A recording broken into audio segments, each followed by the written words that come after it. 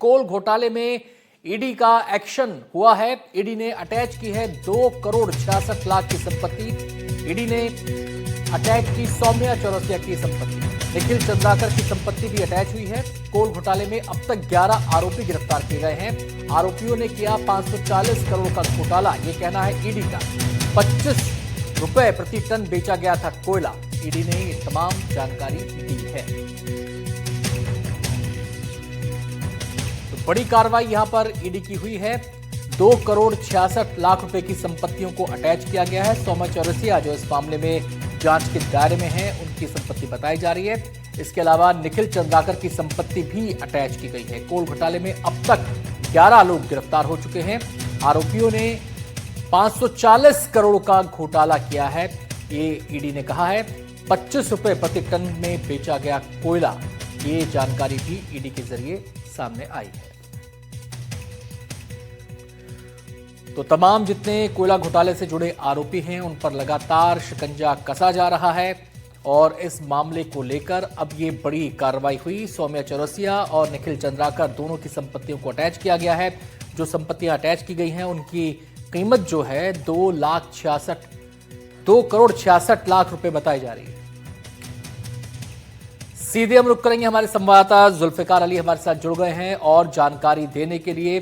जुल्फिकार, 2 करोड़ 66 लाख की संपत्ति, क्या सभी संपत्तियां सौम्या चौरसिया की हैं या फिर निखिल चंद्राकर की संपत्ति भी इस रकम में शामिल है? इसमें जो ईडी ने एक प्रेस नोट जारी किया है, उसके अनुसार जो है सौम्या चौरसिया और निखिल चंद्राकर से जुड़ी हुई संपत्तियों को अटैच किया गया है, जिसकी अनुमानित लागत जो बताई जा रही है 2 करोड़ 66 लाख रुपए है। इस पूरे मामले को अगर समझें अनंत, तो ये है कि 2020 से 2022 के बीच में छत्तीसगढ़ में कोल परिवहन जो हो रहा था, उसमें जो अलग अलग कंपनियां हैं जो कोल का प्रोडक्शन करती हैं और उसके परिवहन में कोल लेवी वसूली जा रही थी, इस तरीके के आरोप हैं। और इस जांच में तो ये कहा जा रहा था कि जो कोल माइंस हैं और वहाँ से जो कोल निकलता था, चाहे वो कोई भी कंपनी कोल निकाल रही हो, उसमें से 25 रुपये प्रति टन के हिसाब से ये लेवी वसूल की जाती थी और उससे सिंडिकेट तक ये 25 रुपये टन कोयले की जो लेवी है वो पहुंचती थी, जिसकी राशि लगभग 540 करोड़ रुपए अनुमानित बताई जा रही है। मतलब ये 540 करोड़ रुपए का जो सीधे तौर से देखें तो भ्रष्टाचार कोल परिवहन को लेकर छत्तीसगढ़ में हुआ, और जिसमें मुख्य रूप से अगर किसी की भूमिका रही है तो उसमें तत्कालीन मुख्यमंत्री भूपेश बघेल की सबसे करीबी और सबसे ताकतवर जो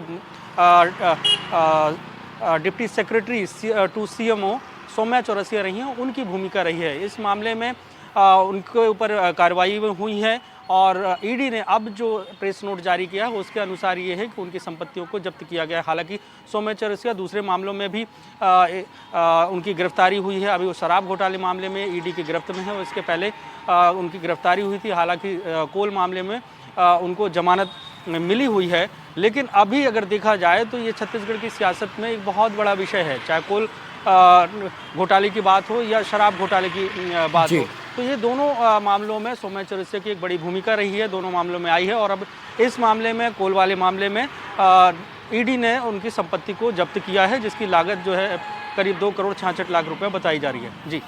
जी, ये बताएं कि 540 करोड़ का घोटाला ये बताया जा रहा है, इतनी बड़ी रकम, इसको लेकर क्या मनी ट्रेल कोई स्थापित हो पाई है? मनी ट्रेल को लेकर क्या कुछ सामने आ पाया है? ईडी की जांच में ये सब साबित हुआ है और ईडी ने अभी तक इस मामले में देखे तो 35 लोगों को आरोपी बनाया है। 11 लोग इस मामले में जेल जा चुके हैं। और जो 540 करोड़ की जो बात है, तो इसमें एक पूरा सिंडिकेट काम कर रहा था, जिसमें सौम्या चौरसिया ये कहें कि किंगपिन की तरह उनकी भूमिका रही, और ये पैसा राजनेताओं और अधिकारियों के बीच में भी गया है। जैसे कि तत्कालीन IAS रहे समीर बिश्नोई, वो भी इस मामले में, रानू साहू वो भी इस मामले में जेल में रही। तो ये पूरा जो सिंडिकेट था, वो अलग अलग कंपनियां जो छत्तीसगढ़ में माइनिंग करती हैं और कोल परिवहन करती हैं, तो उस कोल परिवहन के द्वारा में 25 रुपये प्रति टन के हिसाब से ये पूरा पैसा वसूल किया जाता था। वसूली के बाद एक जगह इकट्ठा होता था और फिर सभी को उसमें एक शेयर दिया जाता था। तो ईडी ने जब इसमें जांच की तो ईडी ने ये पाया कि 2020 से 2022 के बीच में ही जो कोल परिवहन हुआ है उसमें ये 25 रुपये के हिसाब से प्रति टन के हिसाब से लगभग 540 करोड़ रुपए का ये पूरा भ्रष्टाचार हुआ, जो पूरे सिंडिकेट में ये पैसा बटा और उसी मामले की जांच कर रही है। और इस मामले में चार्जशीट भी पेश हुई। अब लगातार इन्वेस्टिगेशन चल रही है। उस इन्वेस्टिगेशन के आधार पर जो सौम्या चौरसिया की संपत्तियाँ हैं, हालांकि अलग अलग मामले में भी उनकी ये संपत्तियाँ कन्फिस्केट की गई हैं, सीज की गई हैं और इस मामले में भी उनकी इन संपत्तियों को जिससे ये बताया जा रहा है कि 2 करोड़ 66 लाख रुपए की है।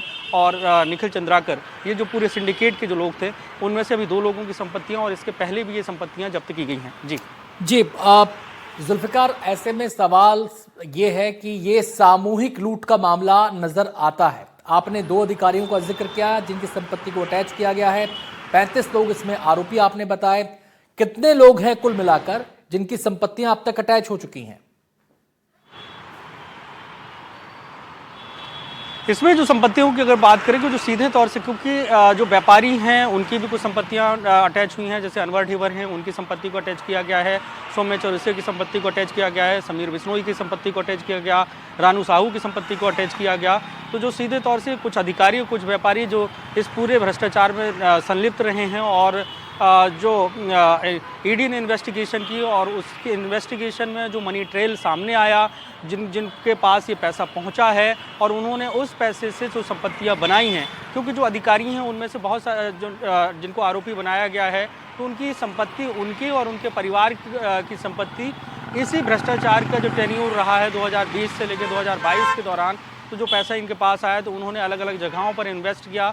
तो ये इन्वेस्टिगेशन में बात आए और ये तमाम बातें जो खुलासा हुआ वो एक व्हाट्सएप का चैट था जिसमें सौम्या चौरसिया थी और तत्कालीन मुख्यमंत्री भूपेश बघेल के बेटे चेतन बघेल का भी जिक्र है।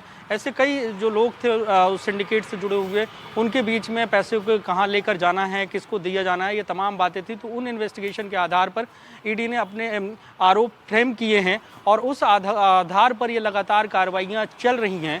और इस मामले में जो अभी प्रेस नोट सामने आया है कोल लेवी मामले में, उसमें सौम्या चौरसिया की संपत्ति को अटैच किया गया है और इसके पहले भी अलग अलग मामलों में इन अधिकारियों की संपत्तियों को अटैच किया जा चुका है। जी, बहुत बहुत शुक्रिया जुल्फिकार आपका इस पूरी जानकारी के लिए। तो ईडी की जो जांच है वो साफ इशारा कर रही है कि सामूहिक लूट का ये मामला है और इसमें बड़े बड़े लोग इस सिंडिकेट में शामिल हैं। जांच आगे चल रही है, एक्शन लगातार हो रहा है। अगली खबर का रुख कर लेते हैं। भिंड से खबर है, फर्जी हथियार लाइसेंस केस में एक्शन हुआ है। 6 फर्जी लाइसेंस धारकों पर एफआईआर दर्ज की गई है। मामले की जांच के लिए जांच समिति का गठन कर दिया गया है। पुलिस की शुरुआती जांच में बड़ा खुलासा भी हुआ है। फर्जी लाइसेंस धारकों के पते फर्जी निकले हैं और फर्जी दस्तावेज से बने हथियार लाइसेंस महाराष्ट्र के निवासियों ने भी बनवाए। लाइसेंस ये जो बनवाए, पुलिस को संगठित गिरोह के काम करने की इसमें आशंका नजर आ रही है।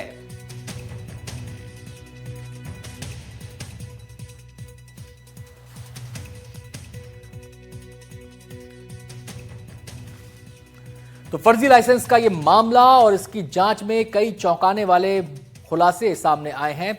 आपको बता दें, ये एक्शन हुआ है इस केस में। 6 फर्जी लाइसेंस धारकों पर एफआईआर दर्ज कर ली गई है। मामले की जांच के लिए एक समिति का भी गठन कर दिया गया है।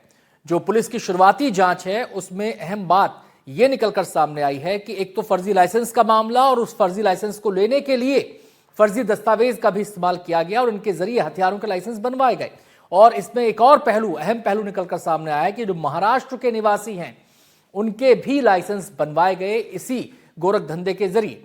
पुलिस को आशंका यह है कि इस पूरे मामले में 1-2 लोगों के बस का यह काम नहीं है।